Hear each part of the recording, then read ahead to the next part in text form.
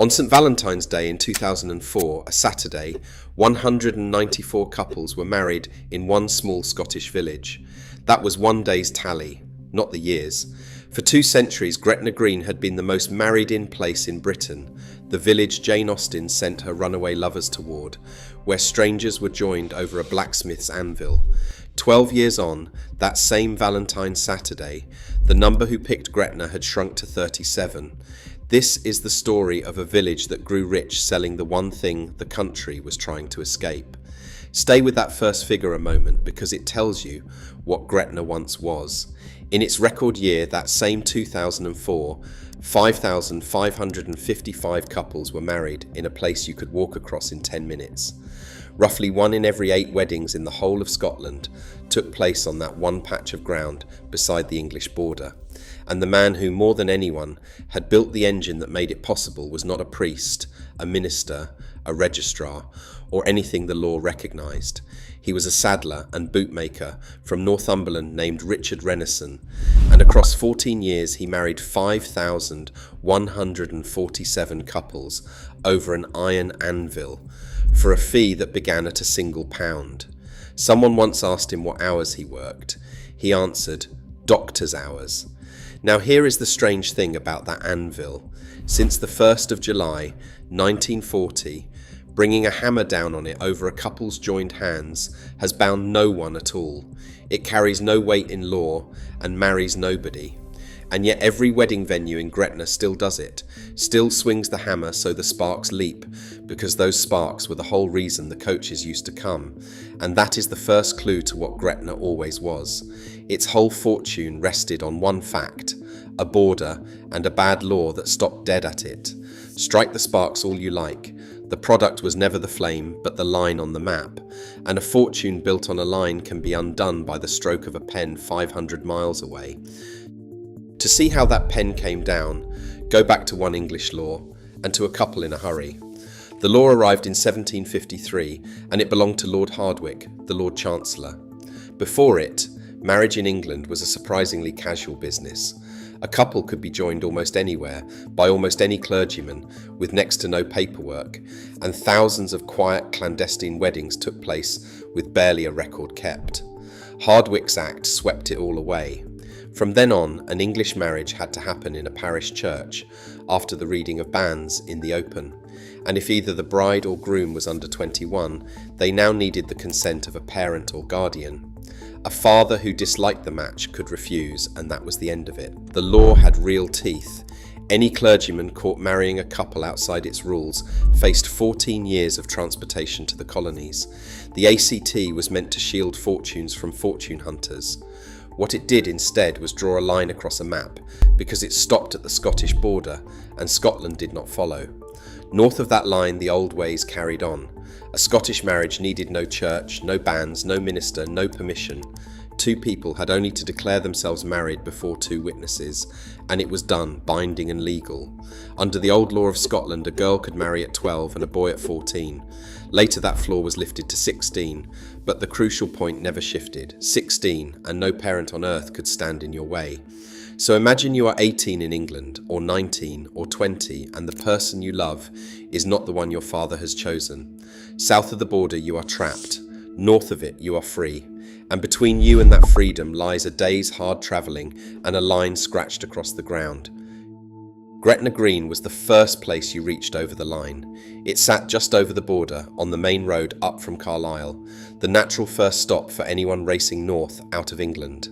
When a turnpike road was driven through in the 1770s, the reputation began to build. This was no beauty spot. It had never been a place people travelled to for its own sake. Its worth lay in its position, the way a bank's worth lies in its vault. Gretna was the first door past the law, and somebody had to open it. When the worn-out couples arrived, often in the dark after riding through the night, they needed 2 things at once: shelter and someone willing to say the words. The village blacksmith, a solid and respected figure with a forge that burned late, was the obvious man to ask. And so the blacksmith became something no blacksmith had been before, a priest of a sort, standing his couples on either side of the anvil, hearing them declare themselves, and bringing his hammer down to seal it. The joining of two metals over the anvil became a symbol for the joining of two people, and the men who did it earned a name that has clung to Gretna ever since: anvil priests. The ceremony was almost comically bare. The couple joined hands, declared before witnesses that they were free and willing, and took each other as husband and wife, and the priest pronounced them married and swung the hammer. If a couple turned up with no witnesses, that was no trouble, because a dozen or more villagers had set themselves up as witnesses for hire, ready at any hour to swear to a marriage for a coin. The forge, where two metals were made one in the fire, gave the whole business its image, and to this day, the couple is handed a horseshoe for luck. It was a wedding stripped to the bone, no bands and no church, no waiting and no one's permission, and that bareness was the product. Speed was the point. For a couple with a furious father on the road behind, minutes were the difference between a marriage and a disaster. The first of the great anvil priests set the mould, and he was hardly romantic. His name was Joseph Paisley, a tobacconist and smuggler before he worked out there was far more money in marrying the desperate than in shoeing horses. By his successor's account, he grew into an enormous man, some 25 stone, and drank a good deal more than his thirst required. He was, as one description had it, grossly ignorant and insufferably coarse. He was also, it was said, immensely strong, a man who could straighten a horseshoe with his bare hands as easily as bend one. This was the figure who, for the better part of 60 years, stood over the anvil and joined England's runaway lovers, a self-appointed priest, no more a priest than the horse in the yard.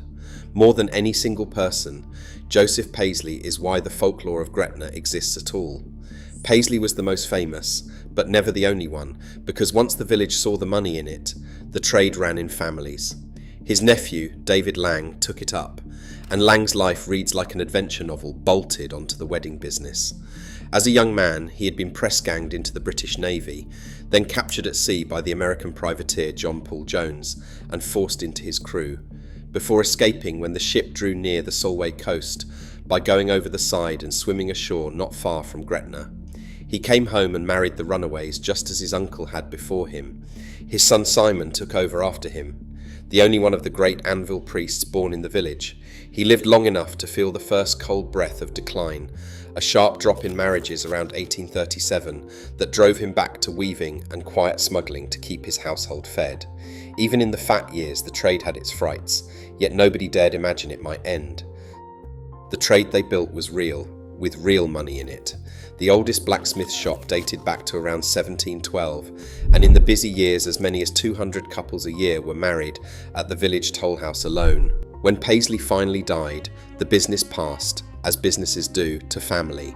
His granddaughter's husband, a man named Robert Elliot, took it over, and there is a small sharp irony in that handover because Elliot and his bride had themselves been married in the parish church at Gretna in the proper and respectable fashion, the fashion almost none of their customers chose. The village that sold rebellion married its own quietly and by the book. Elliot ran the trade for the better part of 30 years, and by his own reckoning, he married more than 7,000 couples over the anvil. Whether that figure is honest, no one can say, and the reason is its own small tragedy. His marriage registers and Paisley's before them were destroyed in a fire. Elliot's daughter, who was disabled, set light to her bed one night and died in the flames, and the registers stored on the canopy above her bed burned with her. 2 generations of a village's most intimate records, every runaway's name and every stolen morning, gone in a single night, along with the young woman who slept beneath them. The paperwork of 1,000 happy endings does not always survive. That is worth sitting with before we go on, because for all the grubby reality of the trade, the thing it sold could make an heiress throw away a fortune and a peer risk his neck on a Cumberland road.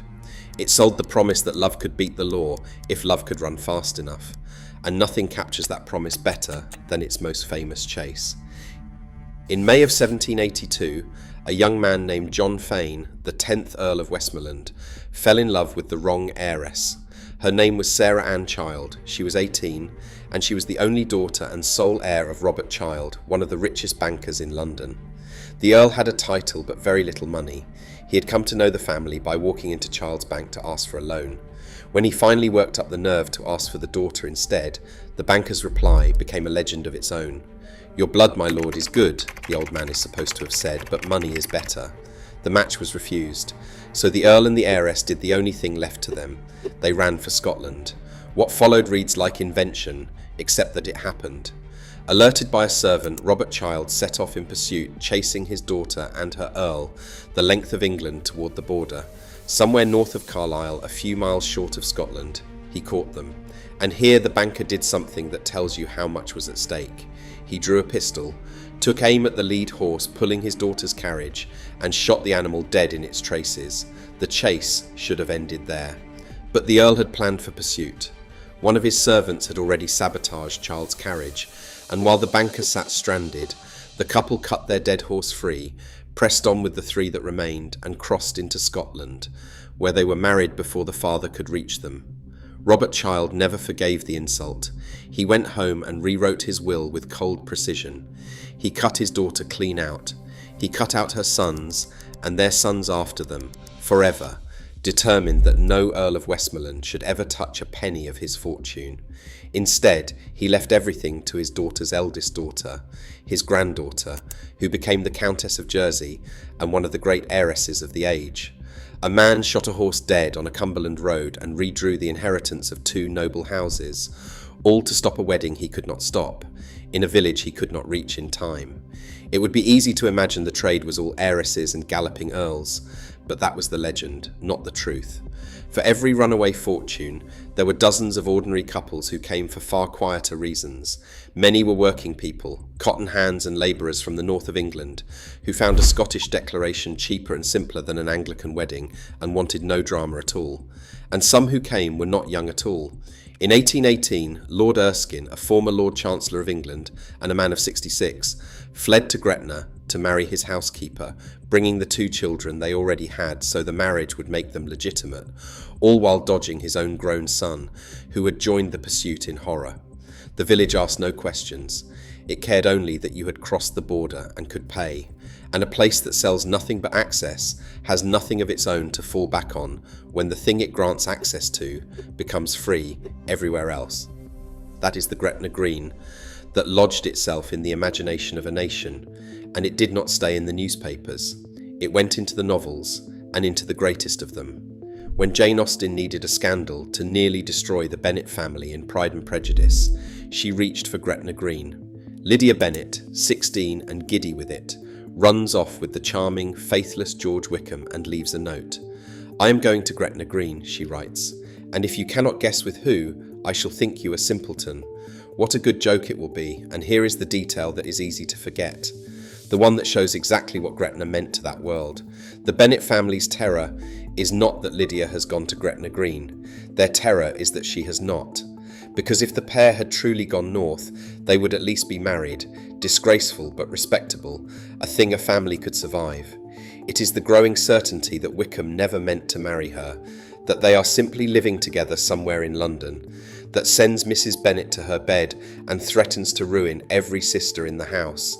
In the moral universe of the novel, Gretna Green is the safe option. It is the place that turns an outright catastrophe into a merely embarrassing marriage. The loophole had wound so tightly into English life that its absence was the nightmare, and its presence the rescue. For nearly 100 years the trade ran on, half scandal and half institution, and the authorities on both sides of the border loathed it.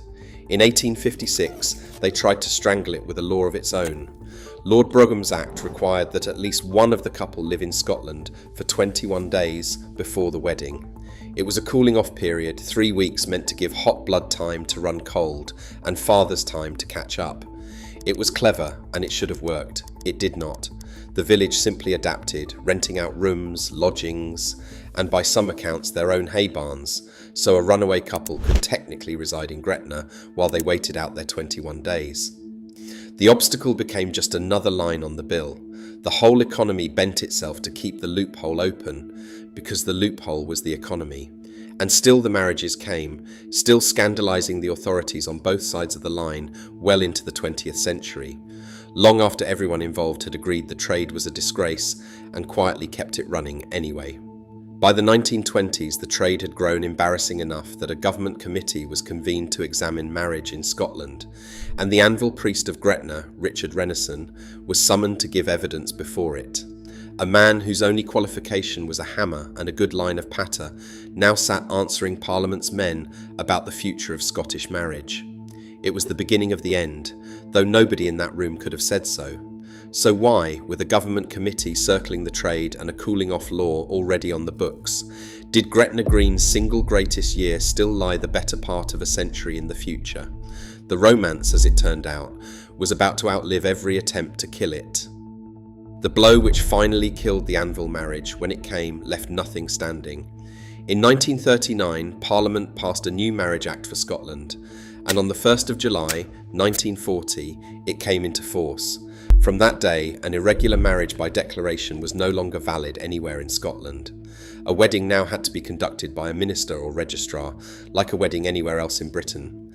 At a stroke, the anvil priest was abolished. The self-appointed blacksmith with his hammer, the figure the whole legend had been built around, was simply written out of the law. There was a last one, and we have already met him. Richard Renison, the saddler from Northumberland, had come to Gretna in 1926 to fill a vacancy for a resident priest at the old blacksmith shop, and he was a natural. A showman with the gift of the gab, he married his couples with real theatre, and the fees were good, £1 for the ordinary sort, as much as 20 for those who could pay. By the time the law shut the trade down in 1940, Richard Renison had married 5,147 couples over the anvil, and then, with a single act of Parliament, the oldest profession in the village ceased to exist. The thing that had made Gretna Green, the instant marriage over the iron, was dead. By every logic, that should have been the end of the story. The loophole was closed. The reason to run had gone. And here is where Gretna Green does the strangest, most revealing thing of its whole long life. It refuses to die. It embalms itself instead, because one thin thread still ran north across the border. Even after 1940, a couple still had to be 16 to marry without a parent's consent in Scotland, while across the rest of Britain, that age remained fixed at 21. It was a narrower gap than before, but a gap it remained, and young couples still crossed it. They could no longer be married over an anvil by a blacksmith, but they could be married quickly and quietly by a Scottish registrar, with the anvil kept on as decoration, as ceremony, as the story they would tell for the rest of their lives. The forge went cold, and the theatre began. Then even that thread was cut. In 1969, the age of majority across Britain was lowered from 21 to 18. Overnight, the great mass of Gretna's historic runaways, the 18 and 19 and 20-year-olds who had once needed the border to marry the person they loved, could simply marry at home. The last real legal reason to elope to Scotland thinned almost to nothing. And a few years after, in 1977, the old 21-day residence rule was dropped too, replaced by a simple 2 weeks' notice. Gretna was suddenly convenient again, easier to marry in than it had been for over a century. But it was convenient for a thing that no longer needed to happen there at all. And this is the paradox at the centre of everything. The more freely people could marry, whoever they wanted, wherever they wanted, the less anyone needed Gretna Green. Every reform that made love freer took a brick out of the village's wall. Its whole trade had been built on the fact that marriage was forbidden somewhere else. When it stopped being forbidden, the village had to sell something new, and the only thing it had left to sell was the memory of what it used to be. So that is what it sold. It leaned into the legend, keeping the anvil polished and the blacksmith shop open, not as a working forge but as a stage, and invited couples to marry over the iron for the pure romance of it, for the 200 years of runaways at their backs. And astonishingly, for a while, it worked better than ever. Marrying at Gretna became a novelty, a story, a beautiful piece of theatre you could step inside. The numbers did not merely hold steady, they climbed. They climbed for decades after the reason behind them had vanished, all the way up to that record year of 2004, when 5,555 couples came, and one Valentine's Saturday alone saw 194 weddings in a single village. Around an eighth of every marriage in Scotland, some £37 million a year flowing into the region. A dead loophole had been turned into a living industry, running on nothing but its own reputation. Reputation, though, is a strange fuel. It burns beautifully, and it burns out. And once you are selling only a feeling, You stand exposed the moment somebody sells that same feeling better, and that is exactly what happened. As the new century wore on, the rest of Scotland woke up to what Gretna had known for 200 years, that people will travel a very long way for a romantic wedding. And unlike Gretna, the rest of Scotland had scenery to sell with it. The Highlands and Islands began marketing themselves as elopement destinations, offering a castle, a loch, a mountaintop, a cliff top above the sea, the kind of backdrop a small border village pressed against a motorway could never match. Scotland's own marriage laws helped, because you could marry almost anywhere in the country, on a summit or a beach or, if you liked, in a zoo. Why stand in a car park by the border when you could stand on a mountain? And beyond Scotland lay the whole world. The destination wedding arrived, and couples who might once have found Gretna daring now flew instead to Italy, to the Caribbean, to a beach in Santorini, chasing something that felt like theirs and not their grandparents'. Gretna, for all its history, began to feel like exactly that. Somebody's grandparents' idea of romance, dated, a little kitsch, a coach tour stop rather than a dream. By then the village had become something else besides. It had become content. In 2016, a television crew turned the wedding trade into a Channel 4 series called Wedding Town, following the couples who still chose Gretna and the businesses hustling to keep them coming, complete with an Elvis-themed ceremony and a pair marrying in full Game of Thrones costume. It was fond and watchable, and it quietly confirmed the thing it set out to celebrate. Gretna had passed out of the realm of the daring and into the realm of the novelty, the themed, the knowingly tacky. You no longer ran there. You booked it, ideally with a gimmick, and a camera crew came to film the fun. The numbers tell the fall with brutal plainness, and the clearest way to see it is on that one recurring date, Valentine's Day. On the Valentine's Saturday of 2004, 194 couples married in Gretna Green. By the Valentine's Saturday of 2009, that number had collapsed to 48. By the same Saturday in 2016, it was 37. And when Valentine's Day fell midweek the following year, the village expected just 17 couples, where once it had counted nearly 200. The editor of the Scottish Wedding Press put it simply: couples were looking elsewhere, wanting somewhere more unique, off the beaten track. The very tradition that had been Gretna's entire fortune had become the reason to go elsewhere. Then came the year the heart of the village stopped. In 2020, the world's weddings were cancelled, and the man who runs the largest of the Gretna businesses described what is normally the busiest, most joyful place in the Borders as a ghost town. It felt, he said, as though the heart of the village had been squeezed and had temporarily stopped beating. In a normal year, the place would host thousands of weddings. That year, it managed around 2,500, in a village whose whole identity, whose whole economy, whose whole reason to exist was the marriage of strangers. So let us walk the modern site, because this is where the story truly lands. Come off the motorway, the M74, 2 minutes from the traffic, and you arrive at the famous blacksmith shop, a 5-star visitor attraction with a car park built to hold 60 coaches. Inside you will find gift shops stacked with tartan and whiskey and keepsakes, a food hall more than one visitor has compared to a school canteen, and, almost too perfect to be believed, a set of wedding-themed toilets, so that a day tripper can, as the attraction proudly puts it, walk down the aisle on the way to the loo. And a short stroll from the shrine of eternal romance sits a designer outlet mall, where the coaches empty their passengers out to hunt for discounts on Marks and Spencer and Hugo Boss. The most romantic place in Britain is now a comfort stop, with good parking, a whiskey shop and an anvil out the back.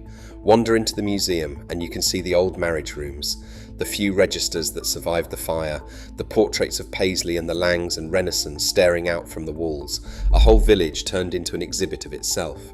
The couples who marry here now are handed the same lucky horseshoe the runaways once were, though nobody is running and nobody is afraid. And the day trippers file through between the coach park and the outlet mall, buying fudge and shortbread and a postcard of a wedding they will never have, in a village made famous by a kind of love that no longer needs it. And that anvil still gets struck.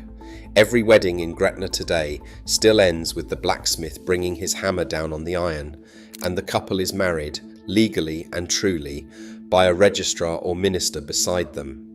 But the blow of the hammer itself, the thing the whole village is named for, the thing the coaches came for, has meant precisely nothing in law since the 1st of July, 1940. It is a beautiful, hollow gesture, a prop from a play whose run ended more than 80 years ago, performed nightly for people who never saw the original. Now here is the part the title of this video does not tell you, and honesty requires it be said. Gretna Green is not a ruin, it is not empty. In 2023, more than 4,000 couples were married there, 4,029 to be exact, a rise of a fifth on the years before the pandemic. By the raw count, the place is holding on, even recovering. But look at how that recovery was won, because it is the saddest detail of all. The local council, watching 2 decades of decline, deliberately set out to reverse it with marketing, with discount elopement packages designed to lure couples back to the border. The romance that once needed no advertising, that fathers once chased across England with loaded pistols, that Jane Austen could summon with 2 words and a runaway's note, now has to be bundled into an offer and sold at a discount to keep the numbers up. The village that people once risked everything to reach is now a place you have to be persuaded to visit. That is what remains, and it is stranger and sadder than an abandoned place would be. A village that outlived its own purpose and simply kept performing it. A forge that no longer forges, marrying couples who could have married anywhere, over an anvil that binds no one, beside a shop selling cut-price shoes, all of it kept alive by the memory of a law repealed before their grandparents were born. Think back to that road running north from Carlisle and to what it once carried.